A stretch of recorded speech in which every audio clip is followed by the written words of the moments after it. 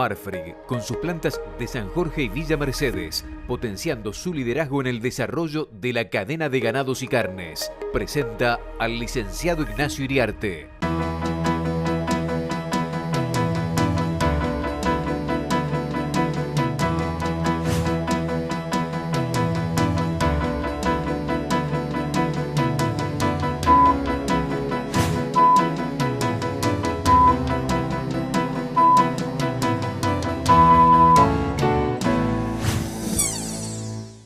Amigos de Canal Rural, buenos días. Bueno, en diciembre, cuando se conocían los lineamientos del plan económico, cuando empezaba el actual plan económico,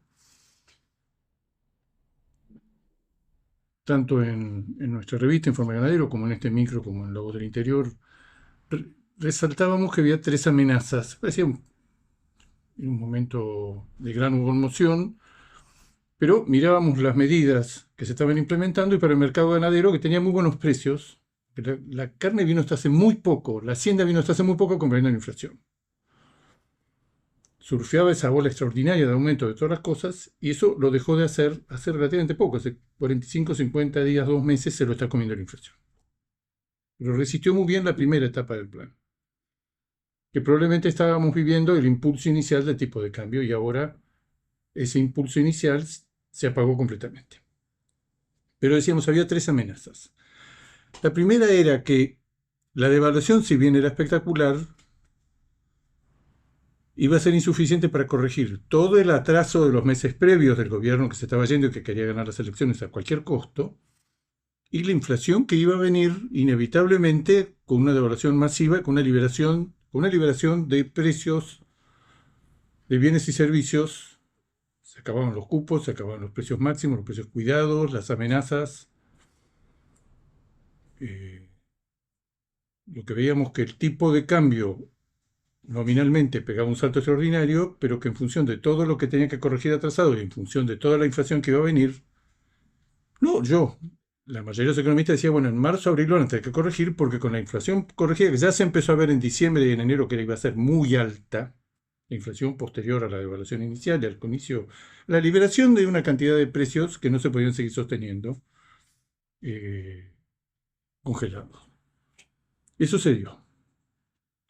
A esta altura no hubo corrección en marzo, pese al consejo de muchos economistas amigos del presidente Milei, consejeros hasta hace poco del presidente Milei, que le dijeron, entre planteando una inconsistencia, que es que en la medida que el mercado vaya crecientemente advirtiendo que hay un atraso en el tipo de cambio, bueno, puede pasar perfectamente que haya una renuencia a liquidar, que haya una mayor demanda de dólares porque lo observan que en algún momento va a tener que ser corregido,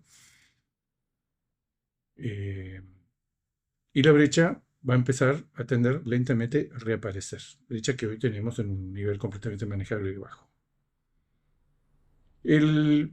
Esta primera amenaza de que el tipo de cambio se quedará corto efectivamente se está dando. Y el gobierno, como todos los gobiernos anteriores que han casi congelado el tipo de cambio, tiene muy buenas razones por las cuales no acelerar la devaluación en un momento en donde justamente está obteniendo resultados macroeconómicos importantes, superávit fiscal, caída del riesgo país, compra de dólares por Banco Central, acumulación de reservas para épocas muy duras que vienen de pagos que va a necesitar eso, y ir acumulando reservas. En algún momento se pensó para eventualmente, en algún momento del segundo semestre, ahí sí, liberar el cepo. Liberar el cepo es enfrentar oferta con demanda y que sea un tipo de cambio libre, definitivamente que le dicen no va a haber plan económico ni va a haber entrada de capitales y de inversiones en la medida que no se libere el cepo. Respuesta, el cepo en estas condiciones no se puede liberar.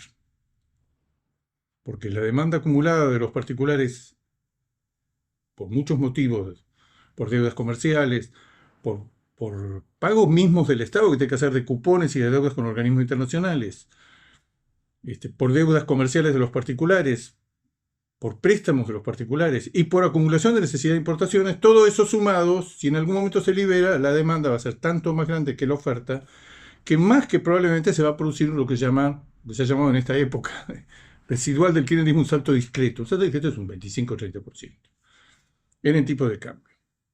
Justo en un momento donde la inflación empieza a mostrar resultados dentro de niveles muy altos sigue cayendo, y cuanto más caiga la inflación, más improbable es que ajusten el tipo de cambio, lo cual le da una señal muy clara a todos aquellos que están arbitrando entre una tasa de interés que es negativa, pero es todavía del 5 al 6%, y una tasa de devaluación que es del 2%. Ahí hay una diferencia, una bicicleta a nivel extraordinaria, que en la medida que se dice que no va a haber una aceleración de la devaluación, en la medida que no va a haber una liberación del cepo, se le da la garantía de que van a continuar esta diferencia que hace que se liquiden dólares, se ponga a plazo fijo, eventualmente mirando cuál es el momento que hay que ir a los botes. Hay un tema detrás de todo esto que es que el presidente Milei personalmente se ha involucrado y ha advertido: no vamos a devaluar. El que haga cálculos en función de que en algún momento el tipo de cambio va a ser... Este es un tipo de cambio propio de un plan económico que baja las expectativas, que baja la inflación, que baja el riesgo país, y que en algún momento va a tener, en algún momento del segundo semestre, en algún momento del año que viene, va a tener una entrada importante de capitales, si no es antes. Entonces esto incluye, como todo país que tiene un mínimo éxito en su política económica, su moneda se aprecia, y esto es lo que estamos viviendo. Prepárense para convivir con esto. Esto es un dato, gran parte de lo que se esperaba del gobierno se está dando. Liberación: no hay más cupos, no hay más 7 cortes, no hay más precios cuidados, no hay precios máximos. Hubo un intento fallido, dicho sea de paso, de aumentar las retenciones del 9 al 15%. Pero digamos, tienen libertad, ahora exporten. De hecho, se está exportando 25% más que el año pasado, pero da la impresión que esto está tocando su techo, dado porque las empresas están en rojo por la falta de rentabilidad de las empresas, porque con este tipo de cambio, con este precio de la hacienda, al menos en los mismos mercados que competimos con nuestros vecinos sudamericanos, no somos competitivos. Pero no es un dato menor que el presidente Milei está involucrado y es una pieza clave de esta desaceleración inflacionaria que va a llevar a muchas otras cosas y muchas otras cosas positivas. Como muchos otros planes económicos, necesitaba un ancla es la fiscal, el equilibrio fiscal, que el mercado lo aprecia, pero lo que más aprecia es ver que si este va a ser el tipo de cambio creciendo solamente al 2%, se permiten muchos arbitrajes, mucho carry trade, que hace que por ahora el mercado no tiene expectativas de que se vaya a devaluar. Como no tiene expectativas, opera en consecuencia. Esto es así hasta el día que deja de confiar o piensa que los efectos son acumulados, o que ya se ganó suficiente plata, o que el sistema como tal... Esto no se sostiene. Esto se va a reflejar probablemente en la brecha. Son épocas Lo que es cierto es que el sector ganadero esperaba que de la liberación de todas las variables, sí le va a liberar el tipo de cambio, pero no hubo liberación de tipo. Un tipo de cambio liberado iba a dar como consecuencia una abrupta mejora en la competitividad de la industria, y nos íbamos a comer los chicos crudos, íbamos a exportar como pensábamos en algún momento, íbamos a saltar bien por arriba del 1.000.000 de toneladas. Hoy una proyección de lo que ya pasó, pues ya tenemos 4 meses adentro. 3 meses muy buenos y un mes que aparentemente los certificados de Senasa el mes de abril son más bajos que los meses anteriores. Primera amenaza sobre el sector ganadero que se estaba viendo ya en diciembre cuando se elaboró el plan económico, que el tipo de cambio se atrasará. Efectivamente, el tipo de cambio se va atrasando. En la medida que tiene cada vez menos poder de compra, el sector más dinámico, el formador de los precios, el driver del mercado, que es la exportación, tiene menos poder de compra, y si tiene menos poder de compra, eso se refleja fundamentalmente en novillos y en vacas, cuya caída ha sido muy importante. La segunda amenaza era qué iba a pasar si toda esa batería de medidas económicas que estábamos viendo, una liberación de precios en montones de bienes y servicios, un sinceramiento de los verdaderos costos que el consumidor pagara, con algunas excepciones que van a continuar, enfrentar a los verdaderos costos de producir energía eléctrica, transporte, gas, agua, etc. Miraba y decía: bueno, pero si esto se hace todo como están diciendo, esto va a traer una caída de los ingresos, no salarios. Salarios ya está a la vista que están cayendo, y fuertemente, pero de los ingresos de la población en general. Sectores cuentapropistas, sectores independientes, pequeños empresarios, pequeñas pymes, los que componen hoy, los que nos compran la carne vacuna. La carne vacuna ya no es un producto de consumo popular, es un producto de clase media baja para arriba. Entonces, lo que nosotros veía todo el mundo, es que si todo esto es así, y en el corto o mediano plazo, la caída de los poderes adquisitivos de los ingresos de la población va a ser tan monstruosa que por primera vez en mucho tiempo vamos a encontrar un reflejo en el consumo de carne. Efectivamente, en esos últimos 2 meses, porque se da en marzo y se da en abril, el consumo per cápita ha bajado a niveles que no esperábamos, que esperábamos propios del modelo terminal, a 43 kilos. Per cápita equivalente anual, segundo mes consecutivo. ¿Qué antecedente tiene esto? Bueno, hemos publicado en estos días, lo pueden ver en Twitter, en Informe Ganadero, el consumo por décadas. Lo hicimos arrancar en la década del 50, 92, 93 kilos per cápita, después bajó a 80, después bajó a 70, después a 60, después a 50, y parecía que tenía un piso que no se iba a perforar, que era un piso de un consumo equivalente anual de 50 kilos per cápita. Estamos por segundo mes consecutivo. Es cierto que hay un componente acá, que es que estos últimos 2 meses ha habido una baja en la faena, producto de las lluvias intensas que pararon toda la conversación y demás. Igual la faena es alta todavía, pero el modelo parecería que se adelantó. El modelo es, producimos 3 millones de toneladas, un poco más, 2 millones a consumo interno, 1 millón a exportación. Números más, números menos. Los 2 millones ligados al consumo interno, en 47 millones de habitantes, dan 43, 44 kilos. Este modelo, que era el modelo que veíamos de mediano plazo, en el largo plazo tendríamos que aportar más, tendríamos que producir más. Pero pensemos en lo que tenemos a la vista. No tenemos a la vista mayor producción de carne. No hay retención a la vista y estamos todavía con los efectos, perdimos 1 millón. La última vez que medimos el stock, teníamos 1,5 millones menos de cabeza. No estamos creciendo. Estamos cualquier cosa menos creciendo. Todos los indicadores del ciclo ganadero de estos meses primeros del año indican sorpresivamente que teníamos que estar en un proceso de recomposición de existencias.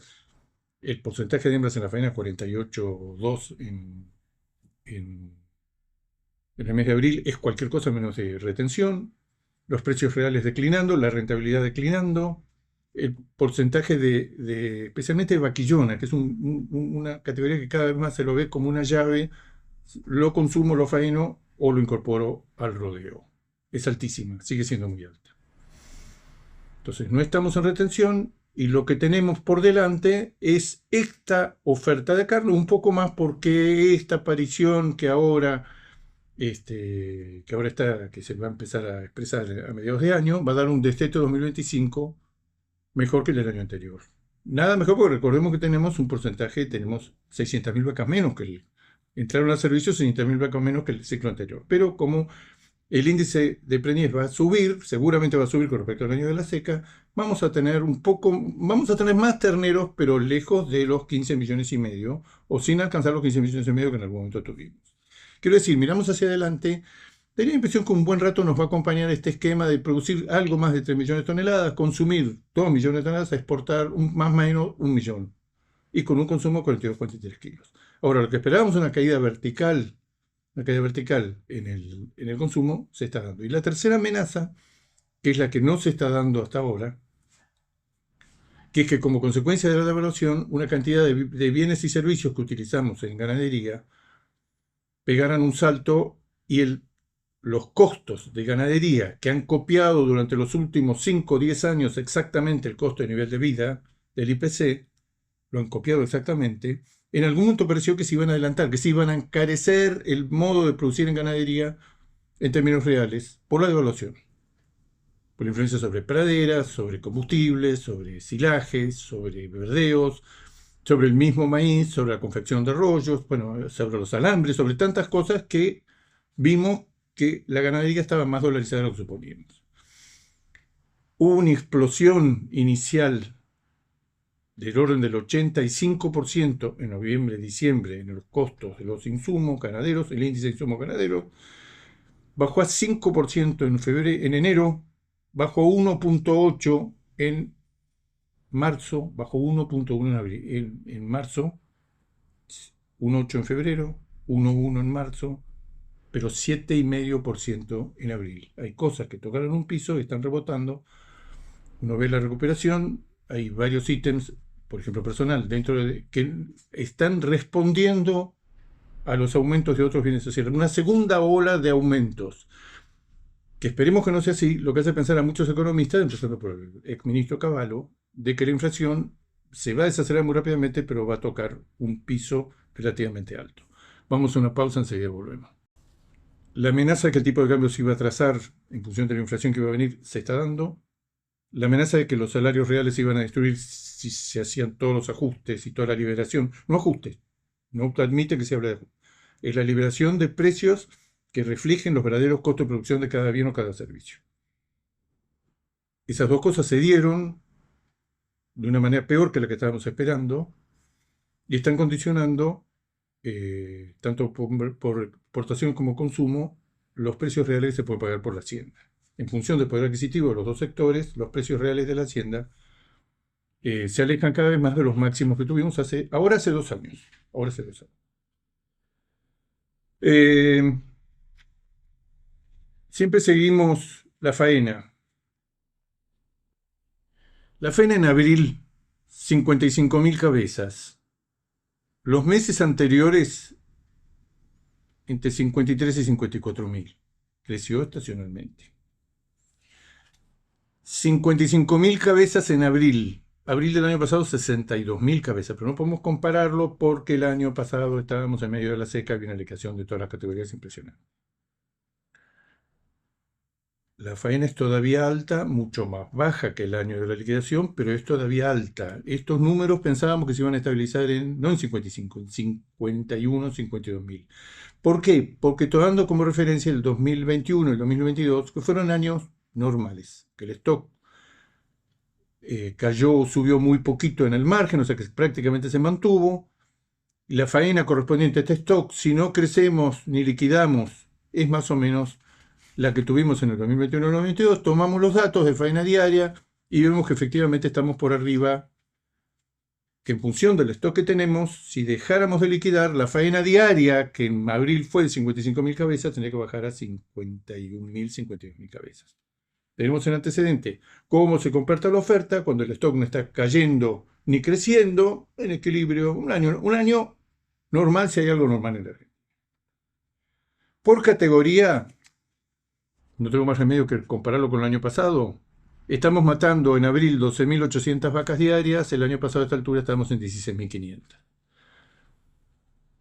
Estamos matando en abril 13.300 vaquillonas diarias, el año pasado estábamos en 14.200. Esto es lo que menos cayó, sigue muy alto la faena de vaquillonas. Veo que los analistas del mercado americano le dan cada vez más importancia a esta llave maestra, que es no si mato vientres útiles, sino cuál es la intención del productor. Si está matando muchas vaquillonas, evidentemente no hay una retención en marcha.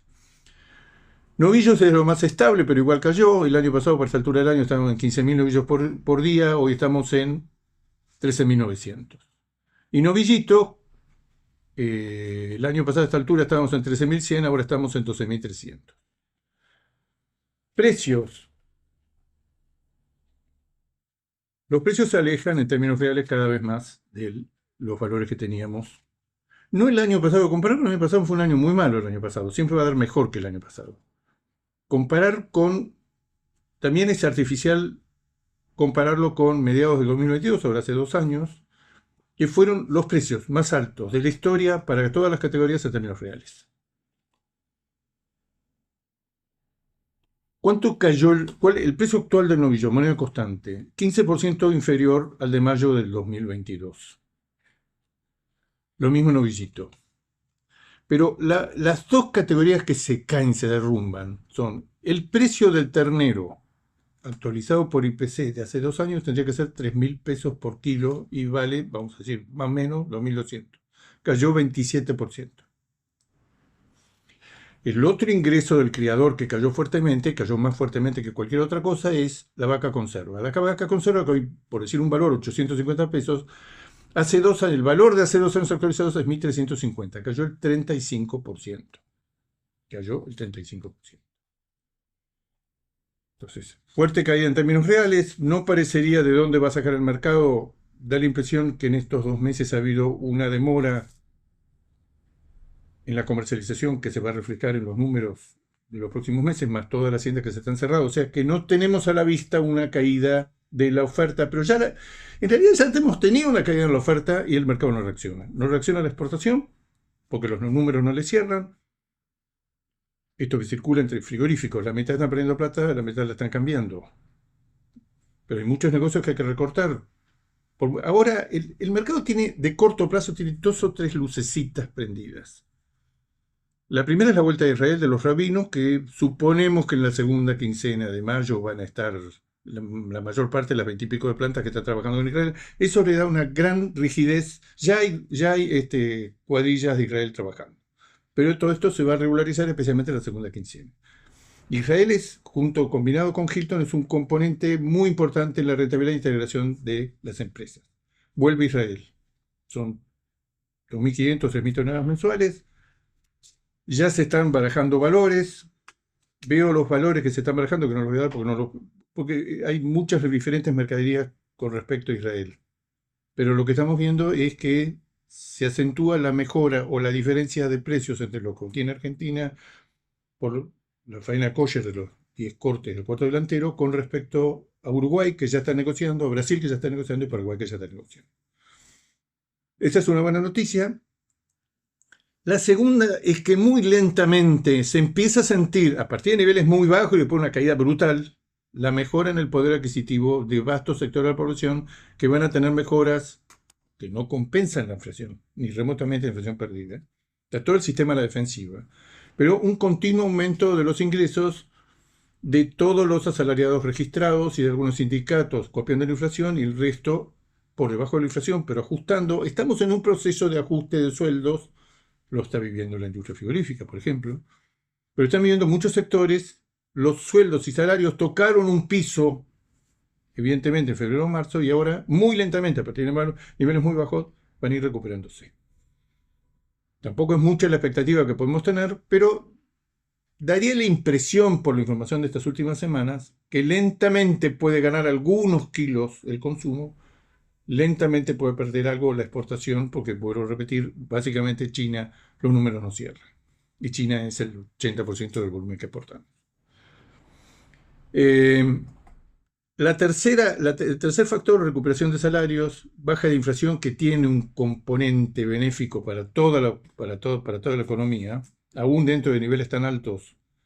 Ya se está hablando de inflaciones para el mes de mayo del 5% más adelante. Por eso, cuanto más mejores números haya de inflación, más lejos está en el corto plazo la posibilidad de que el gobierno devalúe. Evidentemente, una devaluación, una segunda camada de aumentos de precios que seguramente van a venir si se produce una devaluación importante. Señores, dice el gobierno, hoy como están las cosas, la relación de fuerzas, no podemos sacar el cepo, no podemos liberar el mercado cambiario, iría a valores que sí o sí darían un nuevo salto inflacionario justo en un momento que estamos tomando a la bestia. En materia de poner expectativas favorables para los meses que vienen, recomposición de ingresos moderada, yo personalmente no creo que este sistema cambiario está crecientemente atrasado. En algún momento va a haber que tomar alguna decisión, el mercado la va a tomar, el mercado en su conjunto de miles de personas, mira al gobierno, lo ve decidido, lo ve con instrumentos y dice, por ahora no hay devaluación. Pero eso cambian de opinión y empiezan a apostar, y eso se va a reflejar en la brecha, que todavía es muy moderada, muy baja. El tercer factor que va a impactar sobre nuestro mercado va a ser que, retirado el Estado como tomador del 80-85% de los ahorros de los argentinos, los bancos más temprano que tarde van a empezar a buscar alternativas para colocar ese en crédito de consumo, en crédito de vivienda, que ya aparecieron, increíblemente aparecieron, que el gobierno lo muestra como un logro. Ahí el porcentaje de población que puede tomar los créditos con las tasas actuales y con la situación actual es relativamente reducido, pero es un dato indudablemente positivo, y parte de esa plata va a venir al sector agropecuario y parte de esa plata va a venir al sector ganadero. Un pedal para muchas operaciones. Probablemente reaparezca una cantidad enorme de operaciones con tarjeta. Mercado internacional sigue dando las mismas señales.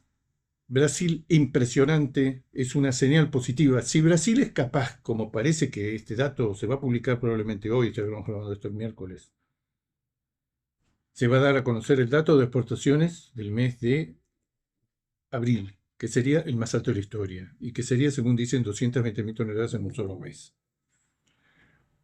Ese dato es alentador que Brasil, con una óptica parecida a sudamericana, en gran medida con este nuevo filón que ha descubierto Brasil, que es el mercado americano, va a lograr exportaciones récord mensuales en su historia. Australia está 4 meses, enero, febrero, marzo y abril, 38% arriba de enero a abril del año pasado. Es un numerazo. Argentina está en 3 meses, que es lo que tenemos datos, 25%, pero empezamos a sumar y vemos un mercado internacional que en volumen, no en precios, no termina de reaccionar porque hay un gran demandante que sube los precios, que es Estados Unidos, un gran demandante, el más grande de todos, que baja los precios o está estable, que es China. China continuamente con contraofertas y con bits por debajo de los precios actuales. Ahora, China, altos volúmenes importados, vamos a ver ahora los datos de abril, con bajos precios, con precios mediocres, cuando uno lo ve en una secuencia histórica. Estados Unidos creciente discusión en Estados Unidos. ¿Es posible que nosotros, que somos una de las ganaderías más importantes del mundo, nos vamos a convertir o ya somos el segundo importador del mundo y entra cada vez más carne de México, de Canadá, de Brasil, de Argentina, de Australia, de Nueva Zelanda, de Uruguay, de todos lados? Que no vamos a poner límites. Esto es una discusión que en algún momento lo vamos a tratar. Es muy, muy apasionante. Criadores, miren lo que digo, contra analistas de las universidades, analistas de mercado y las empresas multinacionales. Señores, recuerden que si no traemos carne magra de nuestros proveedores habituales, toda esa enorme cantidad de trimmings que tienen en promedio, el famoso 50-50, cuando hace promedios nacionales, es 63% de grasa. Y recordar que cada novillo o vaquillón en Estados Unidos produce 65 kilos de trimming que tal como están, con 60 y pico por ciento, 62, 63% de grasa, no son útiles, no son elegibles para la industria alimenticia. Nosotros necesitamos para valorizar nuestra carne. ¿Cuál sería la alternativa? La alternativa sería usar cortes del pecho, cortes de la rueda, pero eso sería una subutilización de cortes que tienen otro uso hoy, porque no podemos importar carne magra, tenemos que usar eso para corregir y corregir ese enorme volumen de, lo que llaman los fatis, los trimmings fuertemente grasosos. Pero Estados Unidos está dándole un impulso al comercio mundial. Vemos por primera vez en muchísimo tiempo, yo no recuerdo, tendría que fijarme, Uruguay, el primer destino de sus carnes en abril fue Estados Unidos, ya no fue China. Claro, no es lo mismo los problemas de Uruguay, que exporta 400.000 toneladas, que nosotros exportamos 900.000. Vamos hacia eso. Brasil, un protagonismo extraordinario, con altas exportaciones. Australia con altas exportaciones. China con bajos precios, pero altas importaciones. Estados Unidos creciendo las importaciones. Algo está pasando en el mercado internacional. Hoy diríamos, como un ponderado de todas las situaciones, que los precios ponderados, FOB, de los principales países exportadores están un pelito por debajo del año pasado, pero que los volúmenes exportados por los 6 más grandes exportadores mundiales están entre 15 y 20% arriba del año pasado. Algo está pasando en el mercado internacional. Amigo del Canal Rural, será hasta el próximo jueves. Marfrig, con sus plantas de San Jorge y Villa Mercedes, potenciando su liderazgo en el desarrollo de la cadena de ganados y carnes, presentó al licenciado Ignacio Iriarte.